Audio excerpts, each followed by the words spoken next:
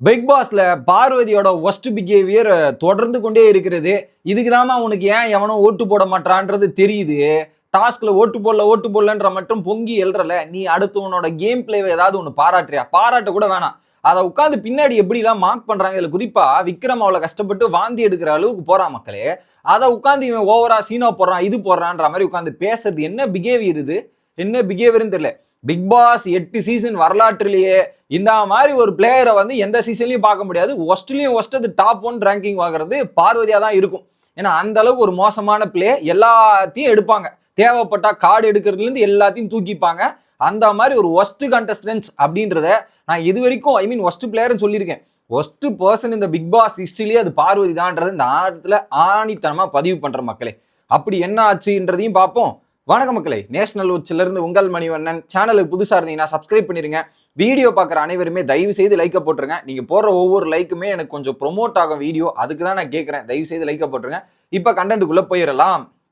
என்ன பண்றாங்க, அந்த கிச்சன் டைனிங் டேபிள் இருக்குல்ல, அந்த இடத்துல உட்காந்து பார்வதியும் திவாகரும் பேசுறாங்க. ஓகே, இதுல என்ன சொல்றாங்க, இந்த விக்ரம் ஒருத்தன் இருக்கானே, நான் விக்ரம் உப்பு சாப்பாடு சாப்பிட்டு எவ்வளவு நான் பர்ஃபார்மன்ஸ் பண்றான், இதெல்லாம் பர்ஃபார்மன்ஸ் எக்ஸ்ட்ரா பர்ஃபார்மன்ஸ் பண்றான், இதெல்லாம் ஓவரா இருக்க, இதை அதுக்கு எடுங்கடா அப்படின்ற மாதிரி உட்காந்து பேசிட்டு இருக்கேன். அதெல்லாம் ஓவரா இல்லை அதெல்லாம் அப்படின்ட்டு. அவர் என்ன பண்றது, அந்த இடத்துல என்ன பண்றதா, சுச்சுவேஷனை பார்க்காம பேசக்கூடாது. அந்த இடத்துல அவரு உப்பு போட்ட இதுவை சாப்பிட்டு வாந்தி வர அளவுக்கு போயிட்டு வாந்தி எடுத்துட்டாரு.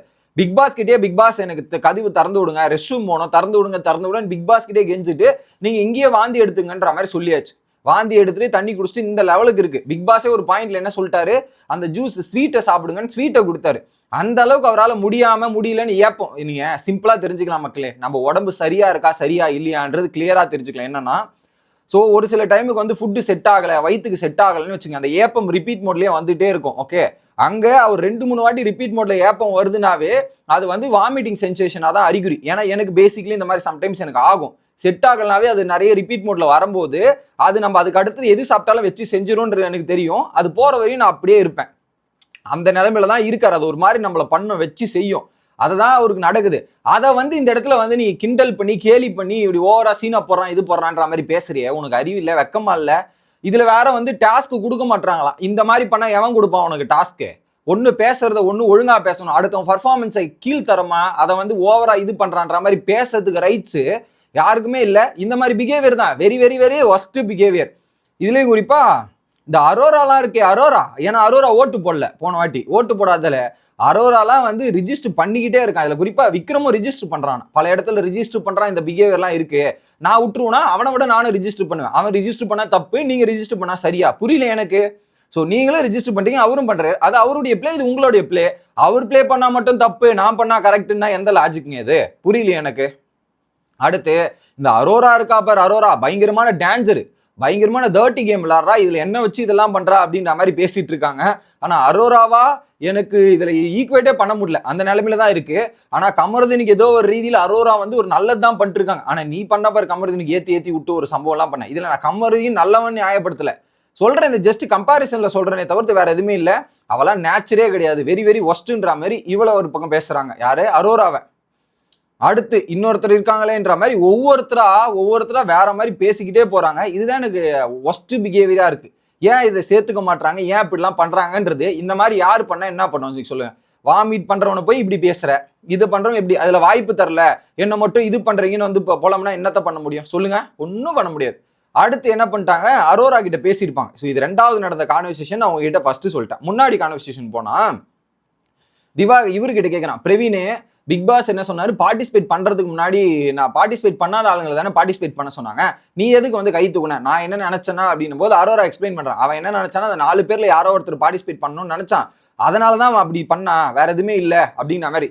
இல்ல என்னையே செலக்ட் பண்ணல அப்படின்னும் போது அரோரா சொல்லிடுறாங்க, உனக்கா சுபிக்ஷாவான்னு வரும்போது சுபிக்ஷா வந்து அந்த சீல இருந்திருக்கா, கடல்லயே வாழ்ந்திருக்கா, அவளுக்கு உப்பை பத்தி நிறைய விஷயங்கள் தெரியுன்றதுக்காக தான் நான் அவளை டாலரன்ஸ் அதிகமா இருக்குன்னு நான் செலக்ட் பண்ணேன் அப்படின்றது தான் எனக்கு தோணுச்சுன்ற மாதிரி அவங்களோட பாயிண்ட்டை கொடுத்துட்றாங்க அரோரா.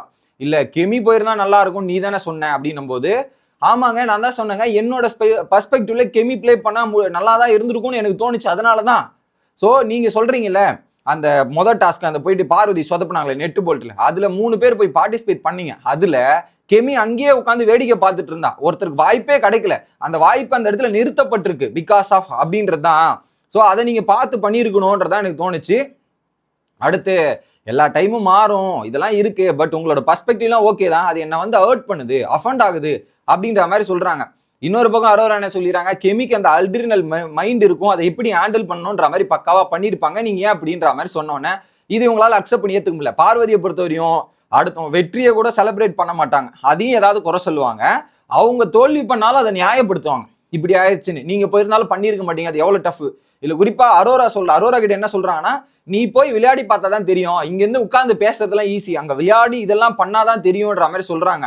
ஸோ விளையாடி பண்றவங்களுக்கு தான் தெரியும், நான் இல்லைன்னு சொல்லல. அதை விட்டுட்டு அதை வந்து நீங்க நியாயப்படுத்துறீங்கல்ல, என்ன ஹர்ட் பண்ணிட்டாங்க, என்னை பத்தி எல்லாரும் பின்னாடி இந்த மாதிரிலாம் பேசிட்டு இருக்காங்க. யாருமே பேசல, உன்னை தவிர வேற யாருமே பேசலமா உன்னை பத்தி, நீதாமா எல்லார பத்தி பின்னாடி அதிகமா பேசுறதெல்லாம். உன்னை பேசுறதே நிறுத்திட்டாங்க, அதுல பேசிக்கலா கன்சிடரேஷனே வச்சுக்கல அப்படின்ற அளவுக்கு தான் வச்சிருக்காங்க. ஆனா மேடம் வந்து என்னை பத்தி இப்படி பேசுறாங்க அப்படி பேசுறாங்கன்ட்டு ஒரு சாரி கேட்க தோணுச்சா? ஒரு டாஸ்கை தோத்துட்டு வந்து நியாயமா ஒரு சாரியாவது கேட்க தோணுச்சா? அந்த 6ஆம் கிளாஸ் பையன் இவருக்கு கேட்க தோணுதுங்க, யாரு துஷாருக்கு கேட்க சொன்னது, அது கூட உங்களுக்கு தெரியல. அதுலயும் குறிப்பா என்ன சொல்றீங்க, என்னோட தேர்ட் பெர்ஸ்பெக்டிவ் கூட எடுத்துக்க மாட்டேங்கிறீங்க, இதெல்லாம் எடுத்துக்க மாட்டேங்கிறீங்க, என்ன இது அப்படின்னும் போது, இங்க பாரு எல்லாரும் அவங்கவுங்க கேம் விளையாடுறாங்க, இதுல மனிதாபிமானி பார்க்கணுன்ற அவசியமே கிடையாது, அவங்கவுங்க கேம் அவங்க பார்த்துட்டு தான் விளையாட்டு போறாங்க, இதெல்லாம் யோசிக்க மாட்டோம் அப்படின்ற மாதிரி இவங்க ஓப்பனா சொல்லிட்டாங்க. ஓகே, ஆனா நீங்க எல்லாம் பண்றீங்க, ஒட்டுமொத்த கூட்டமா செலக்ட் பண்றீங்க, 7 பேர் ஓட்டு போட்டு மொத்தமா செலக்ட் பண்ணிட்டு போறீங்க, இது எதுவுமே பண்ண மாட்டீங்க, எனக்கும் வாய்ப்பு கொடுக்க மாட்டீங்கன்ற மாதிரி சொல்றாங்க. வாய்ப்பு கொடுத்த ஒரு வாய்ப்பே சொதப்பிட்டா எப்படி மக்களை வாய்ப்பு கொடுப்பாங்க? நீ என்ன கொடுக்குறேன், ஒரு வாய்ப்பு கொடுக்குறாங்க, அந்த வாய்ப்பை ப்ரூவ் பண்ணாதானே அடுத்த வாய்ப்பு கொடுப்பாங்க. வாய்ப்பை ப்ரூவே பண்ணலன்னா எப்படி கொடுக்க முடியும் சொல்லுங்க? இப்ப கானா வினோத்துக்கு ஏன் வாய்ப்பு கொடுத்தாங்க? அவர் ப்ரூவ் பண்ணார் 2துலயுமே, அதனாலதான் 3ஆவதுலயும் ஜெயிச்சாரு. ஸோ வாய்ப்பு கொடுத்தா அந்த வாய்ப்பை நம்ம எப்படி பயன்படுத்திக்கணும், இந்த வாய்ப்பு வருதுப்பா, இவ்வளவு ப்ரெஷர்ல கிடைக்குதுப்பா, அதை எப்படி பயன்படுத்தி நம்ம ப்ரூவ் பண்ணப்பா அப்படின்னு நீங்க அதை செலக்ட் பண்ண மாட்டீங்க. நான் வாயை மூடிட்டு உட்கார்ந்துட்டு இருக்கான காரணமே டீம் ஜெயிக்குது, இதனாலதான் நான் உட்கார்ந்துட்டு இருந்தேன், இதுக்கப்புறம் நான் சும்மா இருக்க மாட்டேன், இது பண்ண மாட்டேன். அவங்க எல்லாரும் நீங்க செலக்ட் பண்றீங்களேன்னும் போது சிம்பிளா இன்னொன்னு சொல்லிட்டாங்க, அவங்கள செலக்ட் பண்றது அவங்கள தங்களை சூப்பரா பிரசன்ட் பண்றாங்க, அவங்களுடைய ஸ்ட்ரென்த் அண்ட் பாசிட்டிவ் வந்து அழகா அட்ரஸ் பண்றாங்க. அந்த மாதிரி நீ அட்ரஸ் பண்ணி நீ பேசி அவங்களுக்கு இம்ப்ரெஸ் ஆச்சுன்னா செலக்ட் பண்ண போறாங்கன்ற மாதிரி அரோரா சொல்றாங்க. இதுக்கப்புறம்லாம் நான் உள்ள மாட்டேங்க, அடுத்த கேம்லாம் நான் போவேன், நான் விடாப்புடியா இருக்கேன், நான் போயே தீருவேன்ற மாதிரி டிஸ்கஸ் பண்றாங்க.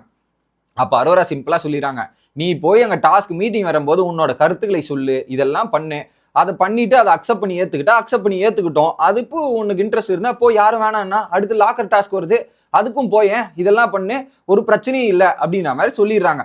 நீ போய் அங்க எக்ஸ்பிளைன் பண்ணிக்கோ, ஒட்டுமொத்தமா கேட்பாங்க, அவங்களோட கருத்து கேட்டுக்கோன்ற மாதிரி அரோரா சொல்லியாச்சு.